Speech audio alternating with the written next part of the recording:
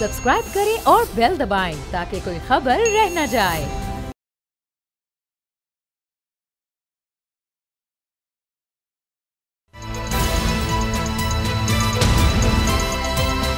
अब पता चला। बिस्मिल्लाहिर्रहमानिर्रहीम, अस्सलाम वालेकुम। मैं हूं मोहम्मद उसामा गाजी और आप देख रहे हैं अब पता चला। मियां नवाज शरीफ साहब की वापसी हो गई, मीनार पाकिस्तान पर जलसा भी हो गया। उसके बाद मियां नवाज शरीफ साहब ने कुछ मीटिंग्स की हैं और अब मरी जा चुके हैं। इसके साथ साथ नून लीग की तरफ से एजेंडा बताया जा रहा है कि मीशत की बहाली के लिए क्या एजेंडा लेकर आए हैं मियां नवाज शरीफ साहब। और इसके साथ साथ हम देख रहे हैं कि उनको रिलीफ मिलने का सिलसिला जारी है। अब भी उनके जो केसेस हैं कुछ पेंडिंग हैं और कल भी कुछ केसों की समाअत है। लगता यह है कि उनको इसमें रिलीफ मिल जाएगा और उसके बाद नून लीग के लिए बड़ा आसान हो जाएगा। लेकिन असल बात यह है कि क्या मियां नवाज शरीफ साहब वज़ीर-ए-आज़म के कैंडिडेट भी हो सकते हैं। तज़कियाकारों का ख्याल है कि ये भी एक रस्मी कार्रवाई होगी और आगे उनके लिए आसानियाँ ही आसानियाँ हैं अब मुल्क में आने के बाद। और ज़ाहिर है कि बड़ी सोच समझ कर वो मुल्क वापस आए हैं, तमाम चीज़ें तय हैं और उसके बाद ही उनकी वतन वापसी हुई है। लेकिन एक इम्तिहान उनको ये दरपेश है कि जिस तरह से हम मईशत का हाल देख रहे हैं बहुत मुश्किलात हैं और अगर इलेक्शन होते हैं, अभी तक वाज़े नहीं है किस वक्त होंगे, लेकिन जब भी होते हैं शायद जनवरी या फरवरी के शुरू में, तो उसके बाद जो भी हुकूमत बनाएगा लगता यह है कि मखलूत हुकूमत ही होगी। इसी एहसास की वजह से शायद अब फिर मियां नवाज शरीफ साहब ने, नून लीग ने कोशिश शुरू कर दी है कि पाकिस्तान पीपल्स पार्टी और इत्तेहादी जो उनके माजी में रहे हैं, PDM में सब शामिल थे, उनको दोबारा से बनाया जाए। अब किस तरह से आगे लेकर चलेंगे, क्योंकि जलसा तो हो गया लेकिन अब आगे बहुत से इम्तिहान हैं। इसी बारे में हम बात करेंगे। राना एहसान अफजल साहब हमारे साथ हैं, मुस्लिम लीग नून के रहनुमा हैं और नज़ीर ये तज्ज़ियाकार हैं, हमें ज्वाइन करें। राना एहसान साहब, अब जिस तरह से मियां नवाज शरीफ साहब ने तकरीर की उसमें एक चीज़ उन्होंने कहा कि इंतकाम नहीं लूँगा, लेकिन हमें नज़र आ रहा है कि तहरीक इंसाफ तो अब कॉर्नर मीटिंग भी नहीं करने दी जाती, वहाँ भी उनके ख़िलाफ़ क्रैकडाउन शुरू हो जाता है, उनके लोगों के ख़िलाफ़ केसेस आज भी हम देख रहे हैं चल रहे हैं। तो बाकी इंतकाम फिर वो किससे ना लेने की बात कर रहे हैं, वहाँ तो हम तेज़ी देख रहे हैं मियाँ साहब के आने के बाद। बिस्मिल्लाहिर्रहमानिर्रहीम। देखिए, हम इस वक्त हुकूमत में नहीं हैं, हम तो इलेक्शन लड़ने के लिए तैयारियां कर रहे हैं। अगर उनको नई जलसे की इजाज़त मिली तो उसका जवाब केयर टेकर निज़ाम देगा, जो कि रिस्पॉन्सिबल है इजाज़तें देने का या किसी को कैंसिल करने का, या अगर कोई गिरफ्तारी हुई है तो वो उसका जवाब वो गिरफ्तार करने वाली फोर्स देगी। हो सकता है कि 9 मई से रिलेटेड कोई लोग हों जो कि वहाँ आए हों, लेकिन ये इसका स्पेसिफिक जवाब हमारे पास तो नहीं है, तो केयर टेकर सेटअप देगा। हमारी कोई ऐसी ख्वाहिश नहीं है कि किसी को जलसे से मना किया जाए या किसी की जो है वो गिरफ्तारी की जाए। बिल्कुल, अगर कोई किसी गुनाह में मुलव्वस या कानून तोड़ने में मुलव्वस है तो डेफिनेटली फिर उसकी कानूनी कार्रवाई उसके खिलाफ होनी चाहिए। लेकिन हमारी ये कोई रिक्वायरमेंट या ख्वाहिश नहीं है और ना हम इसके अंदर इन्वॉल्व हैं, क्योंकि हम इस हुकूमत का हिस्सा नहीं है। जी अच्छा, राना साहब, ये कहा जाता है कि मियाँ साहब ने आने से पहले एक दफ़ा फिर बाजवा साहब का, फैज़ हमीद साहब का नाम लिया था। इंतकाम ना लेने का इशारा शायद उनकी तरफ था कि अब उनके हवाले से, जजेस के बारे में, पनामा के हवाले से जो कुछ हुआ उस पर वो अब कोई बात नहीं करेंगे।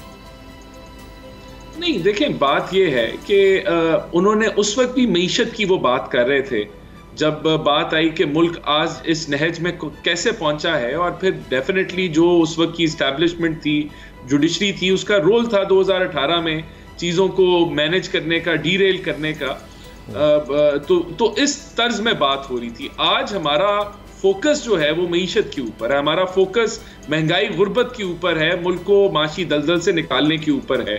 और वैसे भी अगर आप तारीख निकाल के देख लें, अगर किसी ने हाथ डालने की कोशिश की, जिन्होंने आइन को हाथ में लिया, वो चाहे डिक्टेटर थे पिछले, वो मुस्लिम लीग नून थी।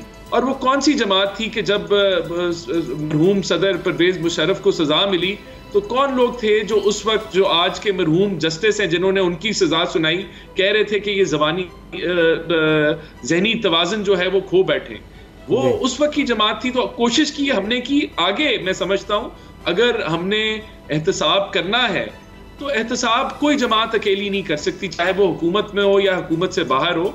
ये तो सबके लिए, पूरी जो जितने स्टेक होल्डर्स हैं सियासी मामलात में, ये तो वो बैठ के तय करें कि क्या रूल्स ऑफ द गेम होने चाहिए आगे। तो ये मुमकिन है, ये इसका बेड़ा नून लीग ने पहले भी उठाया। अभी हमें मीशत को ठीक करना है, हमें महंगाई से लड़ाई लड़नी है। राणा साहब, एक मुख्तसर जी सवाल, ताकि लगारी साहब की तरफ भी जाएंगे, पीडीएम की 16 महीने का जिक्र क्यों नहीं? नहीं, बिल्कुल जिक्र है। देखिए, मैं आपको बड़े वसूख से कहता हूं कि आज जो आप एक्सचेंज रेट में बेहतरी देख रहे हैं, जो आप स्टॉक मार्केट के अंदर बेहतरी देख रहे हैं, अगर हम आईएमएफ का मुआहदा ना छोड़ के जाते, अगर हम जो बिजली महंगी हमने की, जो पेट्रोल महंगा किया, वो हम फैसले ना करते, तो आज हम दिवालियापन की बातें कर रहे होते। अच्छा, हम कह रहे होते अगले हफ्ते मुल्क दिवालिया हो जाएगा। तो जो हमने 16 माह में किया, उसके समर आपको नजर आ रहे हैं।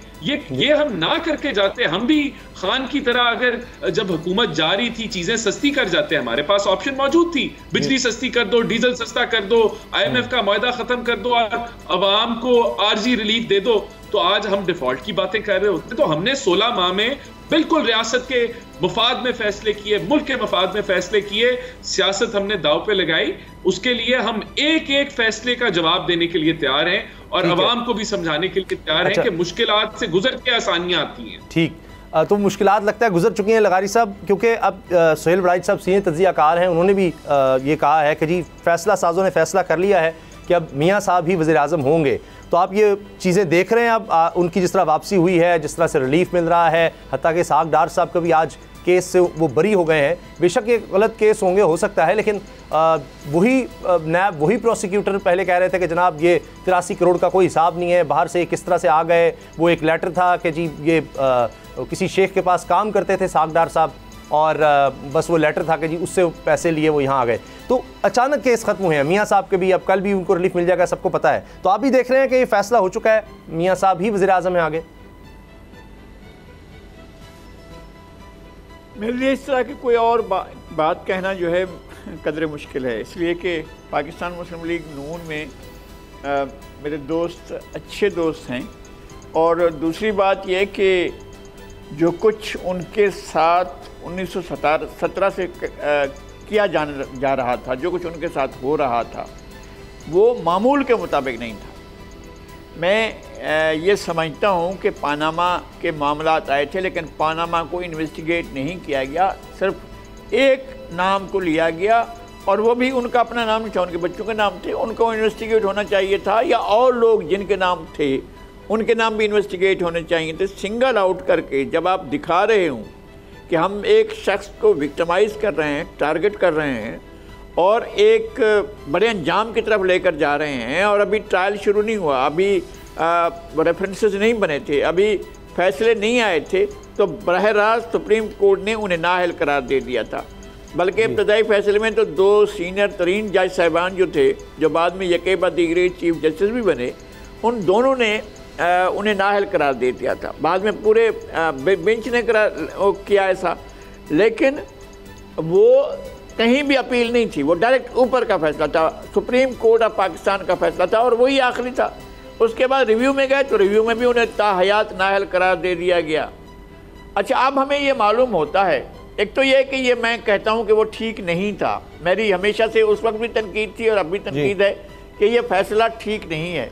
उसके बाद जो उन्हें सजाएं दी गई वो भी ठीक नहीं थी, लेकिन जो कुछ अब हुआ है वो भी ठीक नहीं है। मुझे उसका मुझे बरमला ये कहना चाहिए कि वहाँ ड्यू प्रोसेस ऑफ लॉ को जो है वो बिल्कुल डिमोलिश कर दिया गया था आइन के आर्टिकल 10A को, और यहाँ भी उसी तरह हुआ है।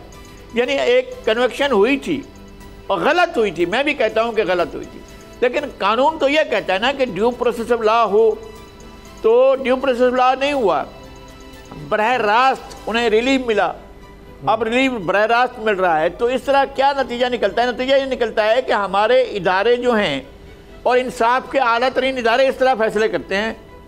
पहले जो है वो फैसला गलत ये था कि इंतकाम का निशाना बनाएगा, जो भी था, और जब वापसी हुई तो ऐसे शानदार वापसी हुई कि वो नहीं, फिर तो हमें ये तवक्को रखनी चाहिए कि 2 साल के बाद 3 साल के बाद जो जेल में पड़े हुए हैं वो वापस आ जाएंगे और इसी धूमधाम से वापस आएंगे और उनके गले में भी हाथ डाले जाएंगे। यही कुछ फिर होगा। अच्छा, फिर कानून मुंह देखता रह जाएगा, आइन मुंह देखता रह जाएगा, और जितने भी आइन के आर्टिकल्स हैं वो सब मुंह देखते रह जाएंगे, और जितने कवानीन हैं वो सब मुँह देखते रह जाएंगे, हम इसी तरह से चलाएँगे। तो फिर इस तरह मतलब ये है कि अगर यही कुछ है जो आप कह रहे हैं, जो सोहेल वड़ाई साहब कह रहे हैं, तो इलेक्शन कराने की ज़रूरत नहीं है।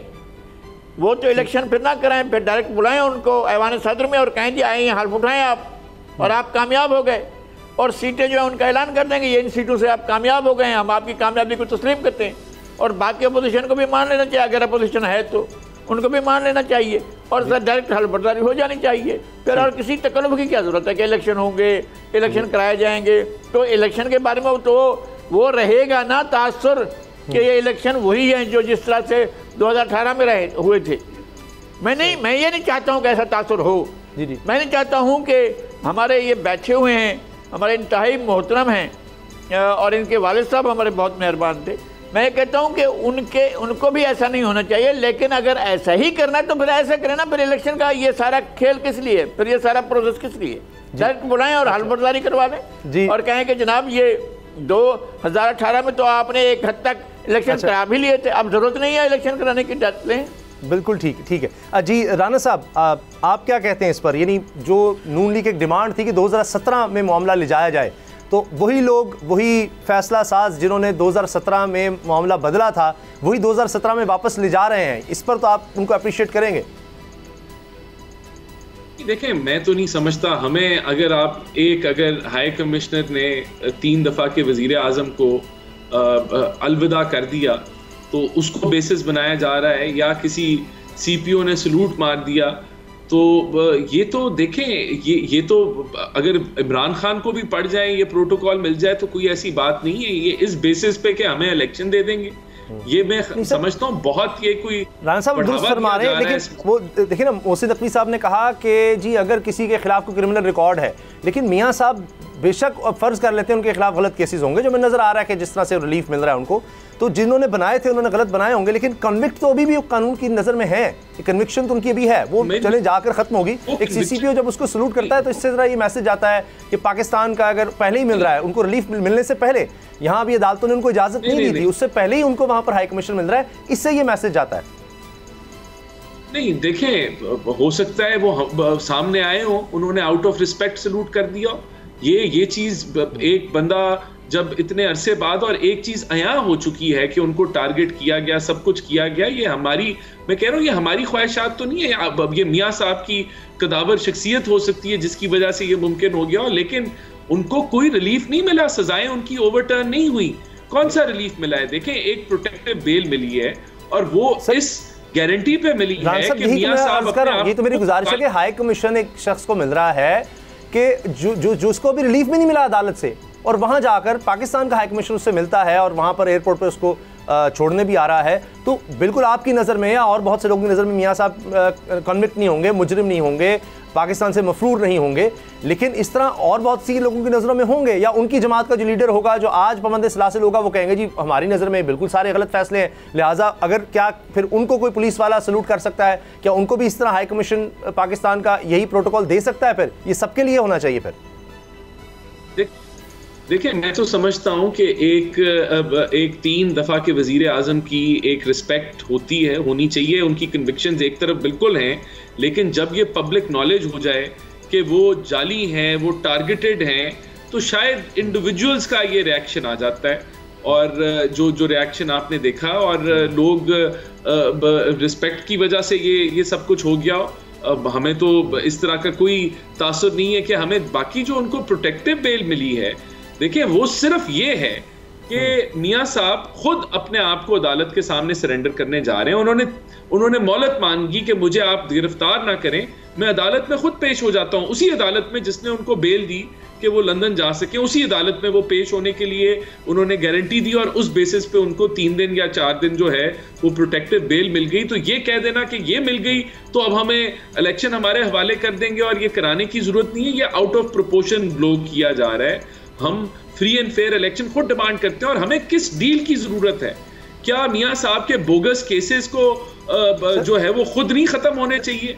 या तो हम गिल्टी हो, ये चीजें जो अब क्लियर हैं कि पनामा से इकामा निकाला गया, जिस तरीके से मॉनिटरिंग जज बिठाए गए, जिस तरीके से RTS किया गया, एवन फील्ड की बरियत हो चुकी है मरियम बीबी की, तो ये हमारे लिए ये बड़ा एम्पली क्लियर है। सर आपका ये स्टांस तो सिर्फ 4 साल से ना राणा साहब, आपका स्टांस तो 4 साल से है, लेकिन मियां साहब अब वापस आ रहे हैं, केसेस अब ओवरटर्न हो रहे हैं, ये सब अब हो रहा है। जी बिल्कुल, ये अब हो रहा है, क्योंकि पहले एक जो ब्लैक पीरियड था सुप्रीम कोर्ट का, जहां 63A की तशरीह जिस तरीके से गैर आईनी तरीके से की गई और एक जमात की झोली में पंजाब हुकूमत डाल दी गई गैर आईनी फैसले से, ये वो दौर था। वो दौर जो था वहां जो है वो सब चीजें एक झुकाव के तहत, एक एजेंडे के तहत हो रही थी। अब वो खत्म हुआ है तो मियां साहब वापस आ गए। छोड़ देना, वो राणा साहब तो उनको माफ कर दिया मियां साहब ने, वो सारों को, वो कहते हैं इंतकाम की सियासत नहीं, जो हो गया वो अब उसका जिक्र भी नहीं करेंगे, मुझे तो ये लगता है, और आगे बढ़ रहे हैं वो। अब लगारी साहब आगे बढ़ते हुए वो कहना है कि जी जो लोग भी नाराज़ हैं उनको मनाना है। पीपल्स पार्टी, वैसे पता नहीं क्यों पीपल्स पार्टी नाराज़ हो गई है, मियां साहब वापस आए हैं, इस पर पीपल्स पार्टी को तो वेलकम करना चाहिए, उनको खुश होना चाहिए। वो नाराज़गी की क्या बात है कि जी उनकी वजह से रोका हुआ था सिस्टम, उनकी वजह से इलेक्शन नहीं हो रहे थे। ये बिलावल साहब क्यों इस तरह कहते फिर हैं कि मियां साहब कह रहे हैं उनको मनाएंगे, वैसे मनाने की ज़रूरत ही क्या है? वो पीपल्स पार्टी की ज़रूरत तो नहीं रही अब मियां साहब को आने के बाद वापस। अजीब व गरीब सूरत हाल है, और मैं ये कहता हूँ कि एक तो ये कि इस मुल्क के अंदर एक कानून है, इस मुल्क के अंदर एक आइन है, अगर आप उस पर अमल करते हैं तो बहुत अच्छी बात है। अगर नहीं करते हैं तो आप ये साबित करना चाहते हैं कि बनाना स्टेट है, और ये पहले भी हुई। मैं तो राणा साहब की बात को एग्री कर रहा हूँ कि जो कुछ पहले हुआ था वो आइन और कानून के मुताबिक नहीं हुआ था, लेकिन आइन और कानून के मनसब पर बैठे हुए अफराद ने किया था और उसको माना भी गया था। ये हुआ था जब उन्होंने कहा कि नहीं आप सदर भी नहीं बन सकते अपनी पार्टी के, तो ये भी सदर से सबकदोश हो गए ना। जब उन्होंने कहा कि आप सियासत में हिस्सा नहीं ले सकते, नहीं ले सकते, नहीं लिया उन्होंने सियासत में हिस्सा, तो इसका मतलब है कि वो अमल दरामद भी हो गया था। जब उन्होंने जेल भेजा तो जेल चले गए थे ना, उन्होंने ये तो नहीं कहा था कि भाई आप, मैं क्यों जेल में जाऊँगा, आप गलत सज़ा दे रहे हैं, और गलत सज़ा थी, मैं कह रहा हूँ ना गलत सज़ा थी जी। फिर चले गए वो। अब क्या हुआ कि जब आपको ये सब कुछ रिवर्सल करना है तो शुरू आप वहीं से करें कि आप कानून पर अमल दरामद करते हुए चलें। मैं ये, अगर आप ये जो प्रोटेक्टिव बेल है वो उस आदमी के लिए हो सकती है जो आदमी कोर्ट को मतलूब हो। ये कोर्ट को मतलूब ही नहीं थे, इनका तो फैसला हो चुका था, ये तो अपील के मामले में चल रहा था ना। ये कोर्ट को नहीं मतलूब थे, ये जेल अथॉरिटीज़ को मतलूब थे। क्या जेल अथॉरिटीज़ के पास उनका वो जेल वाले कर सकते थे, या अगर कोर्ट करती तो कोई और तरीका होता, पहले जाकर जेल के पास पेश तो होते कि भाई मैं आ गया हूँ, चला गया था इलाज के लिए, वापस आ गया हूँ। वो सब कुछ नहीं हुआ। कोर्ट ने क्या वो किया, रिलीफ दिया। और ये बेल की कौन सी केस में, मैं कहता हूँ कि पाकिस्तान के तमाम शहरियों को ऐसी बेल मिलनी चाहिए। वो नहीं होगी, कभी भी नहीं होगी। मैं ये कहता हूँ कि तमाम चीज़ें कानून के मुताबिक होनी चाहिए। पीपल्स पार्टी का क्या है, पीपल्स पार्टी जो है वो ना तो दुश्मन की दुश्मन है ना दोस्त की दोस्त है। वो उनका कोई ऐसा मामला नहीं है। इस वक्त वो अपने आप को कहीं गिन नहीं रही है, अगर वो कहीं है भी तब भी अपने आप को शुमार नहीं कर रही। ये उसका अपना मामला है, उसकी अपनी सियासत है, और इस सारी सियासत में वो फेल हुए हैं अपना कोई किरदार अदा करने में। वो कोई किरदार अदा कर सकते थे, आप इनके साथ खड़े हो जाते हैं, इनके खिलाफ खड़े हो जाते। ये गो मगो की कैफियत में, ये ही शी की कैफियत में, ये इधर भी और उधर भी खड़े होने, एक आंख उधर और एक इधर चलाने में भी आपका ये नहीं है कि आप चल सकते हैं। आपके आप पिछला सारा रिकॉर्ड भी आपके सामने है कि आपने क्या क्या क्या समझौते किए हैं, किस तरह से किए हैं। क्या हुआ था जब ये मामला कोर्ट ने उठा कर आपके हवाले किया था कि जनाब आप फैसला करें एक्सटेंशन का, आर्मी चीफ के एक्सटेंशन का, तो सारे लाइन में लगे हुए थे ना जी, और एक दूसरे के आगे आगे बढ़ बढ़ कर कह रहे थे कि मैं वोट करने को तैयार हूँ। सारे के सारे मियाँ साहब भी तैयार थे और जरदारी साहब भी तैयार थे जी। तो इसका कौन किससे जाकर हिसाब वो करेंगे जी। बहुत सी चीज़ें जिनका उन्होंने भी हिसाब देना, इन्होंने भी हिसाब देना, ना उन्होंने आइन का एहतराम किया ना उन्होंने आइन का एहतराम किया। ये मैं, और जो जेल में है उसने तो बिल्कुल नहीं किया, वो तो आइन को मानता ही नहीं, सिरे से नहीं मानता। अच्छा चलिए, अफसोस है। सबसे बड़ी खराबी जो है वो उस वक्त पैदा हुई जब उसकी हर बात को इग्नोर किया गया, ये हुआ है। अच्छा, यानी आप कहते हैं सबने आइन की पासदारी इनमें से किसी ने भी नहीं की। अब राणा साहब, बिलावल साहब कहते हैं कि जिसके लिए इलेक्शन रोका गया था वो साहब आ गए, खुर्शीद शाह साहब कहते हैं निगरान सेटअप आपका ही है, 7 लोग आपके हैं, डील करके मियां नवाज शरीफ से आना था तो क्या फ़ायदा हुआ? इस उम्र में आकर भी अगर ये किया है तो अगर इक़्तिदार भी ले भी लेंगे तो जिनकी वजह से आ रहे हैं, जिनसे डील करके आ रहे हैं, फैसले तो वही करेंगे। ये खुर्शीद शाह साहब के अल्फाज है। चौधरी मंजूर साहब पीपल्स पार्टी के अगेन सीनियर रहनुमा हैं, वो कहते हैं जी लेवल प्लेइंग फील्ड क्या होनी है, हमारे लिए तो नहीं है, बल्कि लेवल ही सारा खाली कर दिया गया, ख़त्म कर दिया गया है नून लीग के लिए, और तहरीक इंसाफ को तो दीवार से लगा दिया गया है। ये अब आपके इत्तेहादी जो हुकूमत में अभी चंद हफ्ते पहले तक वो मान रहे हैं कि जनाब तहरीक इंसाफ को दीवार से लगाया हुआ है, हमारे लिए कोई स्पेस ही नहीं बची। देखिए, पीपल्स पार्टी शायद किसी भूल में थी कि जब पीटीआई जब बिखर रही थी तो शायद उनकी झोली में वो सारे जो हैं वो लोग आएंगे और वो पंजाब में अपनी कोई जगह बना लेंगे। ऐसा नहीं हुआ, आईपीपी बन गई। उनको कोई बलूचिस्तान से भी उम्मीदें थी। दूसरा, ना कोई वो जलसा कर पा रहे हैं, ना वो कोई इलेक्शन की कोई कैंपेन उन्होंने की हुई है। तो जो कैंपेन कर रहा है, जहां एक्टिविटी है, वहां वो तनकीद के जो है वो पुल बना रहे हैं, और इससे फर्क कोई नहीं पड़ता। मैं तो फिर रिपीट करूंगा कि कौन सी हमें जो है वो रेड कारपेट बिछा दिया है जो हमारे लिए राह हमवार हो गई है। ये तो बोगस जो हमें विक्टिमाइज किया गया, हम तो उसका इंसाफ मांग रहे हैं, और हम भी फ्री फेयर इलेक्शन मांग रहे हैं। हम तो विक्टिम्स रहे हैं 2018 में इंटरफेरेंस की, तो हम क्यों चाहेंगे कि आज इंटरफेरेंस हो और चीज़ें जो है वो उस तर्ज पे ना चले।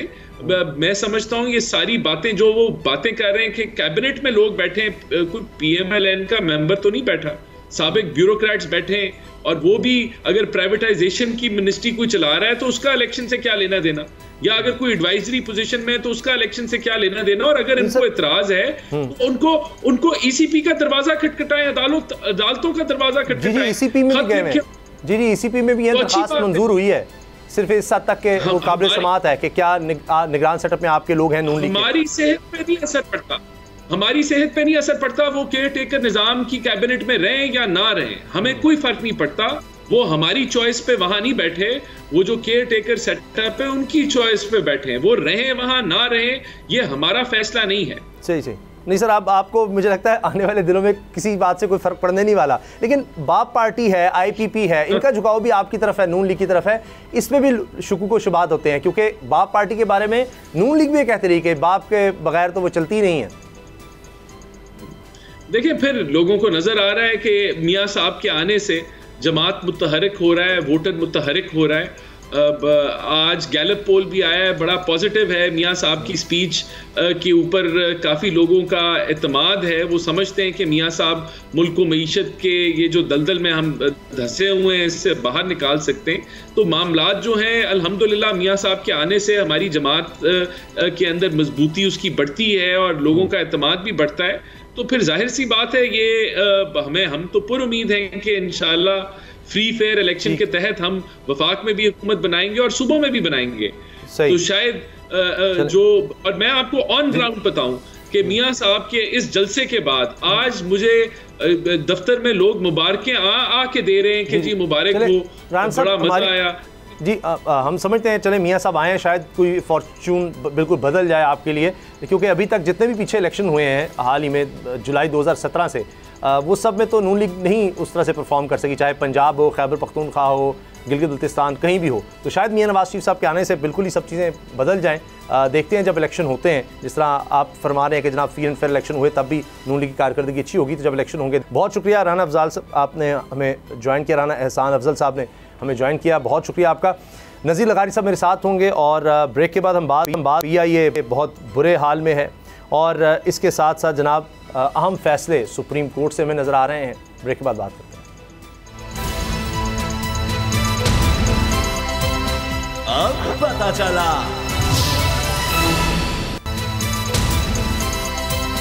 अब पता चला। आइन वाज़े तौर पर कहता है कि जब असम्बलियाँ तहलील होंगी तो 90 दिन के अंदर इलेक्शन होंगे, और असम्बलियाँ तहलील की गई थी। अगर वक्त पूरा किया जाता तो फिर 60 दिन के अंदर इलेक्शन होने थे, लेकिन 90 दिन के अंदर किसी सूरत भी इलेक्शन होते नज़र नहीं आ रहे। आज तो चीफ जस्टिस ऑफ पाकिस्तान काजी फाइसा साहब ने भी बड़े अहम रिमार्क्स दिए हैं इसी केस में, जिसमें 90 दिन के अंदर इलेक्शन की दरख्वास्त की गई। तो उन्होंने कहा कि 90 दिन के अंदर तो मुमकिन नहीं है, कोई ऐसी बात कीजिए जो हकीकत पसंदी पर हो, यानी जो मुमकिन हो, ये बात की। तो अब नज़ीर लगारी साहब, ये बात तो सबको समझ आ रही है, ये हकीकत पसंदी, आप भी कह रहे थे कि आइन की पामाली में सब ने अपना किरदार अदा किया, जितनी भी जमातें थीं सबको नज़र आ रहा था कि जब वो एक दफ़ा हल्का बंदियाँ या नई मरदमशुमारी का कह देंगे और फिर जानबूझकर असम्बली तहलील करने का सिर्फ 2 दिन पहले, कोई ख़ास वजह भी नहीं थी, तो वो खुद जानबूझकर वक्त दे रहे थे कि 60 नहीं 90 दिन उससे भी आ गए। तो ये तो लग रहा है कि खुद सब कुछ किया गया। अमीन मकाम साहब ने हमें ज्वाइन किया है, मुस्लिम लीग नून के सीनियर रहनुमा खैबर पख्तूनख्वा से ताल्लुक़। अमीन मकाम साहब, आप क्या समझते हैं, ये 90 दिन के अंदर अब इलेक्शन नहीं हो सकते, चीफ जस्टिस ने भी कह दिया है, तो नून लीग तो पहले कह रही थी जनवरी फरवरी से पहले नहीं हो सकते इलेक्शंस, तो आप कब देख रहे हैं वैसे? यार ये न नून लीग की बात है, न कोई और पार्टी की बात है, ये एक इलेक्शन कमीशन का काम है और एक आईन और कानून के तहत होना है। ये उसी कैबिनेट का मैं भी हिस्सा था और मेरे दूसरे साथी जो अभी इतराज कर रहे वो भी हिस्सा था। जो सेंसेस हुए जो उसके लिए आईनी और कानूनी तकाजा है कि डीलिमिटेशन होना है, और जब सेंसेस कंप्लीट हुए और उस पर अरबों रुपए खर्च हो गए तो नए सेंसेस के मुताबिक इंतखाबात कराने हैं। ये आईनी और एक कानूनी बात है। अगर इलेक्शन कमीशन ये न करा दे और पुराने हल्का बंदियों पर चले और कल कोई भी अदालत में जाए तो जो कुछ हो गया सब कुछ नल एंड वाइड होगा। तो ये इलेक्शन कमीशन की बात है और एक आईनी और कानूनी बात है जो उन्होंने स्टार्ट ली और नए हल्के बंद किए और फिर उस पर लोग इतराजात कर रहे 30 तारीख तक, और फिर आगे हाई कोर्ट में जाएंगे, सुप्रीम कोर्ट में जाएंगे, जो भी है। तो उसके मुताबिक उन्होंने फिर अपना सारा हिसाब किताब करके 15 जनवरी का डेट दिया। ये न नून लीग की डिमांड पर आगे किए, न किसी और लीग की डिमांड पर पीछे कर सकता है सर। ये एक आईनी और कानूनी बात है। लेकिन अगर आईनी और कानूनी बात इलेक्शन कमीशन का इख्तियार है सर, तो अगर 2024 में भी इलेक्शन नहीं करवाता इलेक्शन कमीशन, तो फिर नून लीग क्या कहती है? नहीं 2 साल की बात नहीं है, इलेक्शन करवाना है। इस मुल्क का इलेक्शन के बगैर कोई हाल ही नहीं है। मगर ये बात जो है कि 90 दिन में असम्बली डिसॉल्व होने के बाद 90 दिन में किस तरह नहीं हुई, तो ये इसी वजह से नहीं हुई कि नए सेंसेस हुई है और नई डिलिमिटेशन हुई है और सब कुछ हुई है। वही इलेक्शन कमीशन ने हिसाब किताब करके डेट वाइज सबको पब्लिश किया कि हम इस तारीख तक कर सकते हैं, 15 जनवरी तक कर सकते हैं। ये बात नहीं कि उसकी मर्जी है कि सर 2 साल में कराए, अक्टूबर भी कह चुका था ना सर, वो इलेक्शन कमीशन का क्या कहें, वो तो अक्टूबर में ही पहले तारीख दे चुका था। वो तो कहता था हमें रकम मिल जाए तो हम इलेक्शन करवा देते हैं। जब सेंसस कंप्लीट हुई, उसका रिजल्ट सामने आ गया, तो फिर इलेक्शन कमीशन बाउंड हो गया कि सेंसस के सब कुछ कंप्लीट हो गए और आ गए। नई मर्दमशुमारी हुई पूरे मुल्क में, अरबों रुपए इस पर खर्च हुए। तो जब नई मर्दमशुमारी कंप्लीट हुई तो फिर किस तरह हुई पिछले वाले पर चल सकते हैं? ये तो आप उनसे पूछ सकते हैं। ये हमारा कोई नहीं है डिमांड के आगे करे पीछे करे। हम कहते हैं कि जल्द होना चाहिए। पीएमएलएन की भी डिमांड है और बार, मगर कोई और हल है ही नहीं उनके पास, इसलिए वही डेट दिया है जी। अच्छा, अब जब इलेक्शन होते हैं तो आप खैबर पख्तूनख्वा में क्या देख रहे हैं? क्या फजलुर रहमान साहब JUI के साथ इत्तेहाद, सीट एडजस्टमेंट का कोई इम्कान है? नहीं, मतलब ये सियासत में कोई बात इस तरह नहीं है। हर आखिर हम इस तरह कोई ब्रॉड लेवल पर नहीं कह सकते कि किसके साथ इत्तेहाद होगा नहीं होगा, मगर वो सीट टू सीट एडजस्टमेंट हो सकती है। जो हमारे डिस्ट्रिक्ट्स को हमने इख्तियार दिया है कि आप देख ले जिन अजला में एक दूसरे के साथ हो सकते तो होनी चाहिए। इस तरह नहीं हो सकता कि हम ऊपर से ऑर्डर करें और सीटें तकसीम करें। इसी तरह कोई इत्तेहाद नहीं होगा। ये डिपेंड करता है उन अजला पर। अगर वो अजला की लीडरशिप हमारी चाहे और एक दूसरे के साथ बैठ सकते तो कोई इतराज नहीं। और अमीर मकाम साहब, शाहिद खान अब्बासी साहब ने तो कह दिया था वो वेलकम करने नहीं आएंगे मियां नवाज शरीफ साहब को, लेकिन क्या मेहताब अब्बासी साहब, इकबाल ज़फ़र झगड़ा साहब, ये खैबर पख्तूनख्वा से बड़े नाम हैं, ये भी अभी तक नाराज़ हैं? तो इसकी अपनी एक में ये आप उन बड़े नामों से पूछ सकते हैं कि आपको नवाज शरीफ ने क्या कुछ नहीं दिया। उन बड़े नामों से पूछे कि नवाज शरीफ साहब को जब भी इख्तिदार मिला तो इन बड़े बड़े नामों को क्या नहीं मिला, कौन से ओहदे नहीं मिले जो उसके इख्तियार में थे।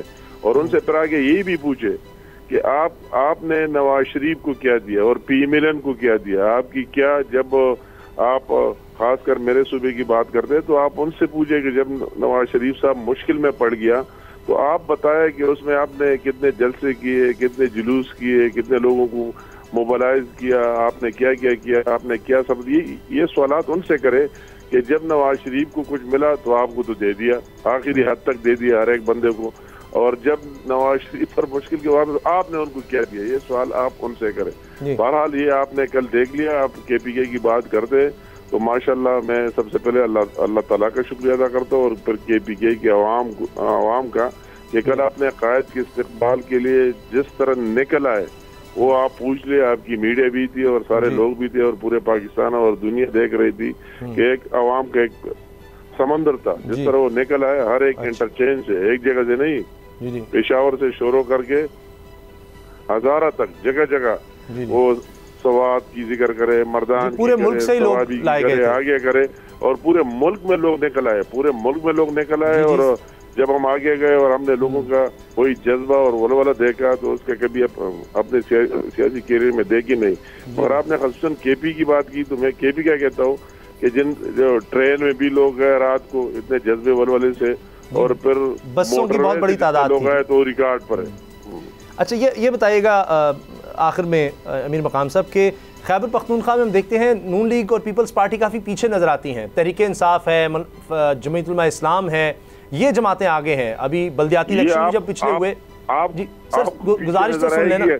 नहीं बात सुने, आपको पीछे नजर आएगी, हमको सबसे आगे नजर आ रही है और इंशाअल्लाह ताला सबसे आगे होगी। ये वक्त साबित करेगा जब इंतखाबात होंगे, PMLN सबसे आगे होगी इंशाअल्लाह। सर अभी की बात कर लेते हैं ना, अभी तो बल्दियाती इलेक्शन में नहीं नजर आ रहा हमें, ज़िमनी इलेक्शन मतलब है कि बल्दियाती इलेक्शन में हर जगह नजर आए, मगर ये ठीक है, बाद जगह सीटों में कन्वर्ट हुए नहीं हुए, वोट PMLN को भी ठीक ठाक पड़ गई। ये बात नहीं कि उनको वोटे नहीं मिले, वोट उनको ठीक ठाक मिले। और हम उम्मीद रखते हैं कि आइंदा जब जनरल इलेक्शन आएगा तो इसमें आप बेहतरीन नताइज देखेंगे इंशाल्लाह। मसला तो यह ना, इलेक्शन में वोट जो जीत सबसे आगे होता है उसी की सीट हो जाती है, वरना तो दूसरी मतलब ये जरूरी वक्त की बात है, ये टाइम की बात है, कौन आगे कौन पीछे। अभी जो लोगों की मूड बन चुकी है तो हर एक बंदा इस पर कन्विंस है कि इस मुल्क को मुश्किलात से निकालना है तो नवाज शरीफ का और शेर का साथ देना है, ये अभी हर एक के ज़हन में, और इंशाल्लाह ताला वही रिजल्ट।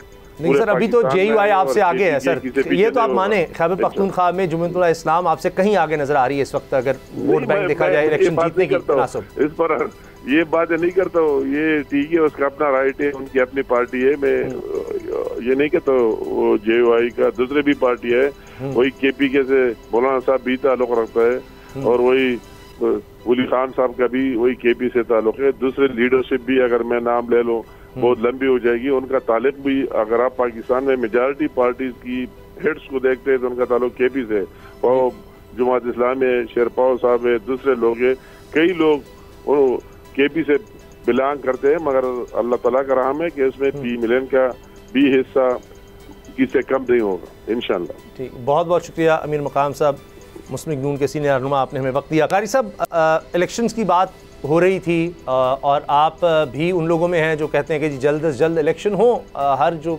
शख्स जो आइन और कानून या जमहूरियत का हामी है पाकिस्तान में वो यही कहता है।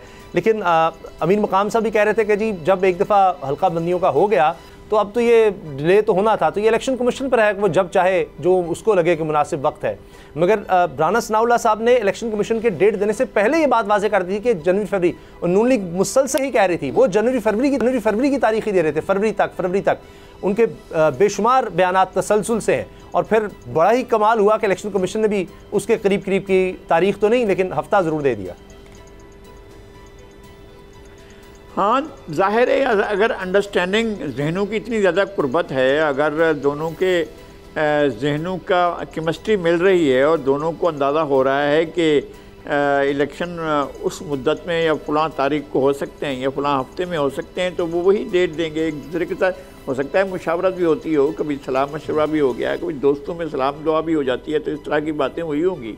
लेकिन जो कुछ आइन में था वो नहीं हुआ, आइन के अंदर जो दर्ज है वो नहीं हुआ, और उसमें सब ज़िम्मेदार हैं। पॉलिटिकल पार्टीज़ कम ज़िम्मेदार हैं लेकिन हमारी रियासत के इदारे ज़्यादा ज़िम्मेदार हैं। सुप्रीम कोर्ट ऑफ पाकिस्तान ने ये जो गुफ्तगू में इब्तदा में कह रहे थे राना एहसान साहब, वो भी ठीक कह रहे थे जी। सुप्रीम कोर्ट का काम आइन की तशरीह करना है, नया आइन लिखना नहीं है। यहाँ तो इस मुल्क में ये हुआ है, इस मुल्क में ये हुआ है। फैसले लिखते हुए मैं नहीं कहता हूँ, जज साहिबान जो बिरादर जज साहिबान उसी फैसले के अंदर जो अपना इख्तलाफी नोट लिख रहे हैं उसमें भी वो कह रहे हैं कि नया आइन लिखा जा रहा है, और अक्सरियती फैसले के अंदर नया आइन लिख दिया गया तो मुल्क की बुनियादें तो उस वक्त हिल के रह गई थी ना। और ये किसके कहने पर हो रहा था? मैं ये नहीं कहता हूँ कि कौन कौन उस पेज पर था या कौन कौन नहीं था, लेकिन जब 20 अरकान असम्बली के वोट भी कैंसिल किए गए थे, जब उनकी सीटें भी ख़त्म कर दी गई थीं, तो ये सब कुछ ऐसे नहीं हो गया था कि सिर्फ एक लाडले को सहूलत वहाँ पहुँचानी थी। नहीं, इसमें सब कुछ था कि सिस्टम को इस हद तक कमज़ोर कर दिया जाए कि सिस्टम फिर सांस भी ना ले सके। अब ये सूरत हाल है कि सिस्टम जान कुनी की हालत में है, आइन जान कुनी की हालत में है, और इदारे जान कुनी की हालत में हैं, और वो इदारों में बैठे हुए लोगों ने अपने आप को इस हालत तक पहुँचाया। क्या तारीख थी? आपको पता था कि आप खुद सुन रहे हैं इस मामले को कि जी इलेक्शन 90 दिन के पंजाब असम्बली के होने हैं। एक तो ये कि खैबर पख्तूनख्वा असम्बली को याद नहीं किया गया, सिर्फ पंजाब असम्बली का मसला उठाया गया, और फिर उसके अंदर भी जो आइन फैसला लिख रहे हैं कि 90 दिन के अंदर इलेक्शन होना है, लेकिन फैसले से रूगर्दानी ये हो रही है कि 106 दिन के बाद की 106 दिन के बाद की वो मिल रही है, तारीख मिल रही है, तो भी कोई बात नहीं होती है। उसका तो सीधा सीधा था ना कि नोटिस भेजा जाता, और नोटिस होता है कि जनाब अदालत ने ये फैसला किया है, आपने तौहीन अदालत की है, नहीं भेजा गया। लेकिन ये सब कुछ नहीं हुआ था। ये तो तसलसल है। अब काबिल नए चीफ जस्टिस हैं, वो पुराने उस पर भी अमल दरामद शायद ये भी नहीं करवा सकेंगे, और ये भी कह रहे हैं कि 90 दिन के अंदर तो नहीं हो सकते, ये तो मुमकिन ही नहीं है। नहीं, आपके पास ऑप्शन क्या होता है? आपको मज़हब में भी इजाज़त है, लेकिन कुरान मजीद में भी ये बात मौजूद है कि अगर आपको शदीद भूख लगी है और आपके पास कोई चीज़ खाने की नहीं है, तो बदतरीन चीज़ जो है उसका नाम भी कहा गया कि ठीक है ये भी हलाल है, खंजीर जिसको कहते हैं। लेकिन ये तो नहीं कहा कि रोस्ट करके खाएं, भाई तल कर खाया जाए, उसके अंदर मसाले भी डाले जाएं, ये तो नहीं कहा गया ना। भूख मिटानी है ना। अगर आइन शिकनी किया तो फिर उसका मतलब ये था कि आइन को पामाल करते चले जाएं। क्या क्या इसका क्या मतलब है? मतलब ये है कि आपने अगर वो सारी की सारी लीवरेज भी देने तो करीब तरीन डेट दी जाए। सबसे करीब तरीन डेट क्या हो सकती है? वो हफ्ता बता रहे तो दिन क्यों दे देना? जनाब चीफ इलेक्शन कमिश्नर साहब, अगर हमें बता रहे हैं कि फुला हफ्ते में होंगे तो उस हफ्ते के 7 दिनों में से एक दिन क्यों नहीं बता देते कि भाई फुला दिन, आखिरी दिन बता दें, भाई 31 है, बता दें कि 31 जनवरी को होंगे। लटका कर क्यों रखा हुआ सारे मामले को? अच्छा, अब इससे पहले आप कि इलेक्शन हो, आप पहले नताज बना रहे हैं। ये कहा जा सकता है, ये सोचा जा सकता है कि आप पहले आप हल्का वाइज नताज बना रहे हैं, फिर इंतखाबात करवाएंगे, और फिर ये कि लेवल प्लेइंग फील्ड आप किस किस को दे रहे हैं? कौन है जो इलेक्शन में हिस्सा लेगा, कौन है जो इलेक्शन में हिस्सा नहीं लेगा? अब किसको आने देंगे, किसको नहीं आने देंगे? वो तो किसको निशान मिलेगा, किसको निशान नहीं मिलेगा? जी जी, वो लकारी साहब, वो तो निगरान वज़ीर आज़म ने बात ही खत्म कर दी। उन्होंने कहा कि 2018 भी तो था, तो उस वक्त भी अगर कोई था लाडला, तो इसका मतलब ये तो नहीं है कि हम किसी एक जमात के लिए अब दोबारा फिर सारा कुछ करें। नहीं करें। मैं तो कहता हूँ वो गलत था। मैं इसकी हिमायत करता हूँ कि 2018 ठीक था, 2017 ठीक था। अगर 2017 गलत था, और मैं कहता हूँ कि था, 2018 गलत था, मैं कहता हूँ कि गलत था। इलेक्शन में धांधली हुई, मैं कहता हूँ कि धांधली हुई। आरटीएस मशीनें बैठ गई, हाँ बैठ गई थी, लेकिन अब नहीं बैठने चाहिए ना यार। ये क्या बात हुई? गुजारिश है, गलत हो गया था, अब भी गलत। 2013 में भी एतराज था बहुत सी जमातों को, उसमें तहरीक इंसाफ भी थी, पीपल्स पार्टी भी थी, वो उसको आरोज का इलेक्शन कहते थे। ये तो हमारे यहाँ फिर ये किस्सा चलता है, 90 की दहाई में IGI फिर आ जाती है बीच में, वो तो 30 साल पुरानी बात आ जाती है, 35 साल पुरानी IGI भी बनी थी। फिर मेरा ख्याल है कि उसामा हमें ये बात करनी चाहिए, जो IGI बनाते हैं, जो एक को उतारते एक को बिठाते हैं, जो सहूलतकारी करते हैं फिर हाथ खींच लेते हैं, हम हाथ जोड़कर उनसे गुजारिश करते हैं कि इस मुल्क को, इस मुल्क में आइन को, इस मुल्क में सिस्टम को आगे बढ़ने दिया जाए, मेरिट पर तय करें, आवाम की मर्ज़ी और मंशा के मुताबिक तय किया जाए, किसी की मर्ज़ी और मंशा के मुताबिक तय ना किया जाए, किसी को लाडला ना बनाया जाए, किसी को प्यारा ना बनाया जाए और किसी को राज दुलारा ना बनाया जाए और किसी को मकरूह और हराम भी ना करार दिया जाए। ये आप नहीं करिए, फैसला लोगों के ऊपर छोड़ देंगे, वो किसके बारे में फैसला करते हैं। एक फैसला सर जो पाकिस्तान के एक बड़े इदारे के बारे में होने जा रहा है उस पर हम आखिर में बात कर लेते हैं। पाकिस्तान इंटरनेशनल एयरलाइंस, दुनिया में जब बड़ी बड़ी एयरलाइंस का नाम लिया जाता था उस वक्त इसका भी साथ नाम शामिल था, पाकिस्तान एयरलाइंस। और ये दिहाइयों पहले की बात है, दिहाइयों पहले की बात है। उस वक्त टेक्नोलॉजी ने इतनी तरक्की नहीं की थी और हम देखें तो आबादी भी पाकिस्तान की इतनी नहीं थी। अब पाकिस्तान के आबादी के लिहाज से देखें, टैलेंट के लिहाज से देखें, हम आगे नज़र आते हैं। शायद वसाइल भी हमें उससे ज़्यादा नज़र आएँ अब एक्सप्लोरेशन के लिहाज से हम देखें। लेकिन PIA एक ऐसा इदारा है, इसी तरह स्टील मिल, इसी तरह वापडा, रेलवे, जो दिहाइयों पहले शायद मिसाल थे। स्टील मिल ख़ास तौर पे अगर हम जिक्र करें तो, और अंग्रेज़ के दौर में रेलवे का भी बड़ा नाम था पूरी दुनिया में। उसके बाद से हमने इनको तबाह होते देखा। और PIA के बारे में अब निगरान वज़ीर आज़म साहब ने कहा है, अनवारुल्लाह काकड़ साहब ने, लगारी साहब, कि जल्द अज जल्द इसको प्राइवेटाइज़ कर दिया जाए। अब ये निगरान सेटअप ही ये हिम्मत कर सकता है, वही ये कदम उठा सकते हैं, क्योंकि अगर कोई पॉलिटिकल गवर्नमेंट होती है तो उसमें तो फिर ज़ाहिर अपोजिशन आ जाती है कि जी लोग बेरोज़गार हो जाएंगे, एहतजाज हो जाएगा, PIA वाले एहतजाज करेंगे, जिस तरह हमने भी असातिज़ा का देखा। तो निगरान सेटअप में हिम्मत होती है कि उनका कौन सा कोई वोट बैंक है जो ख़त्म हो जाएगा, वो उनसे पेंशन रूल्स बदल दें, PIA में वो जितने मर्जी चेंजेस ले आएँ, उसको प्राइवेटाइज कर दें, इनका कौन सा कोई स्टेक है इस लिहाज से। तो बड़ा अच्छा है कि ये सारे फैसले इस तरह के वो तमाम केयरटेकर सेटअप से करवा लिए जाएँ। PIA सबसे आगे है, उसके बाद रेलवे को भी करें, स्टील मिल को भी करें, वापडा को भी करें, जितने भी ये सरकारी इदारे हैं जो इस मुल्क पर बोझ हैं। तो निगरान सेटअप के पास अभी टाइम तो फरवरी तक कम से कम है जो नज़र आ रहा है, तो इतने में काफ़ी वक्त है इनके पास, ये सब बेच डालें।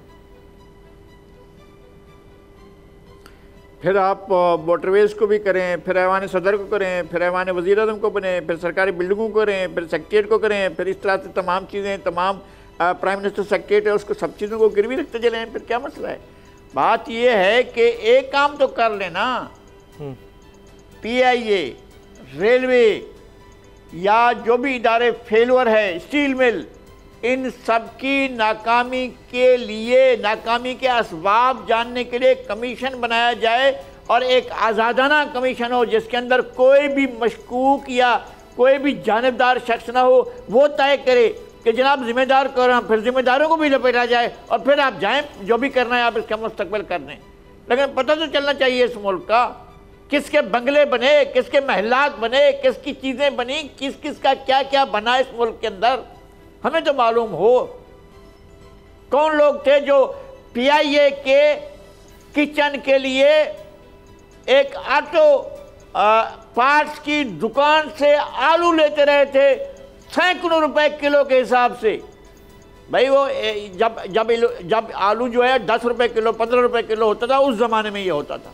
तो पता करें ना, तहकीकात तो करेंगे, लूटा किसने, लूट कर खाया किसने, एक एक चीज का पता चले और ऐसे लोगों को कैफर किरदार तक पहुंचाएं, बेच दें जिसको बेच रहे हैं। फिर आपने हमें तो पता चले ना कि रेलवे को किसने नाकाम किया। लेकिन अब भी देखिए लगारी साहब के एक दिन में गुज़श्ता रोज़ PIA की 77 परवाज़ें मनसूख हुई, 4 बैनुल-अक़वामी परवाज़ें थीं। ये तो पूरी दुनिया में जग हसाई है हमारे लिए भी। हाल ही में ये भी हुआ कि मुख्तलिफ ममालिक में एयरपोर्ट्स पर हमारे जहाज़ PIA के रोक लिए गए कि जनाब वो पेमेंट्स हमने करनी थी, बड़ी मुश्किल से फिर जनाब वो पैसे देकर कुछ जान छुड़ाई। लेकिन अब PSO का भी नादहिंदा है। 750 अरब रुपए के खसारे का सामना है सिर्फ पाकिस्तान इंटरनेशनल एयरलाइन को। मैं ये एक इदारे की बात कर रहा हूँ, 750 अरब रुपए। तो अब यही हल इसका देखा जा रहा है। लेकिन अब तो ख़रीदार की तलाश है कि खसारा भी हम उठा लें, चला किसी तरह से आप लें। 77 परवाज़ें एक दिन में मनसूख हो जाएंगी, ईंधन के पैसे नहीं हैं तो बाकी क्या बच जाएगा। और ये नज़र आ रहा था कि हम इस तरफ जा रहे हैं। जो बात आपने की, मुझे याद है मैं बहुत छोटा था तो मैंने एक इत्तेफाक हुआ किसी घर में जाने का, उनके पास ऐसी गाड़ियाँ और इतना शानदार बंगला, पता लगा उन मौसूफ के पास ठेका है जो जहाज़ में खाना प्रोवाइड किया जाता है उसका ही, वो सामान वगैरह लाने का। तो उसी में इतना पैसा था कि मैं आज तक वो याद करता हूँ। जो बात आप कर रहे हैं कि आलू अगर 10 रुपये किलो है तो 100 रुपये किलो का बिल PIA को जाता था। तो इसी तरह फिर लोगों ने बंगले और पता नहीं क्या कुछ बना लिया, लेकिन ये हमारा कौमी इदारा बिठा दिया। यही है, मैं यही अर्ज़ कर रहा हूँ कि आपको इदारों को तो आप जा रहे हैं कि जी इनको औने पौने दामे बेचें। इस हाल तक किसने पहुँचाया, कैसे पहुँचाया? आपके पास तो वो होता था कि रोजवेल्ट होटल के आप मालिक थे, आपके पास तो यहाँ अब भी इतने असासे हैं। जब आपका वो सारे के सारे वो नहीं रहे, स्टाफ भी नहीं रहे, वहाँ पर आपके वो ज़रूरत भी नहीं रही है। अब कौन जाता है? अब तो फ़ोन पर, यहाँ पर इस फ़ोन के ऊपर जो है आप टिकट बुकिंग करा सकते हैं, अपनी सीट की बुकिंग करा सकते हैं। अब तो ज़रूरत भी नहीं रही है कि आपको जाकर लाइन में लगना पड़े, मैंने टिकट खरीदना है, वक्त पूरा लगाना जाए, फलां दफ्तर पहुँचे, वो फलां दफ्तर बंद हो गया, फलां दफ्तर पहुँचे, ये जाकर वो तो ज़रूरत भी नहीं रही है। अब किस लिए आपके पास इतना बड़ा ओवर स्टाफिंग किस लिए है? अब किस लिए ये सारा कुछ हो रहा है? क्यों? इदारों की नाकामी के असबाब जानने चाहिए। मैंने देखा था इस शहर के अंदर सैकड़ों बसें चलती थी स्टील मिल की, वो कहाँ गई? वो ज़मीनें कहाँ गई? आए मैं बताता हूँ आपको, वहाँ पर जो इस वक्त होटल चल रहे हैं, कई कई एकड़ों में बने होटल, जहाँ स्टील मिल की ज़मीन थी, स्टील मिल की गाड़ियाँ पार्क होती थी, वो ज़मीनें वीरान पड़ी हुई हैं, या उनके अंदर होटल चल रहे हैं, रेस्टोरेंट चल रहे हैं। जी, ये वो इदारे थे जिन पर हम फ़ख्र कर सकते थे, लेकिन आज ये हाल है कि हम अब ये फैसला कर चुके हैं इनको बेचने के अलावा, और उसमें भी अभी बहुत सी मुश्किलात हैं। प्रोग्राम देखने का शुक्रिया, इजाज़त दीजिए, अल्लाह हाफ़िज़। अब पता चला। सब्सक्राइब करें और बेल दबाएं ताकि कोई खबर रह न जाए।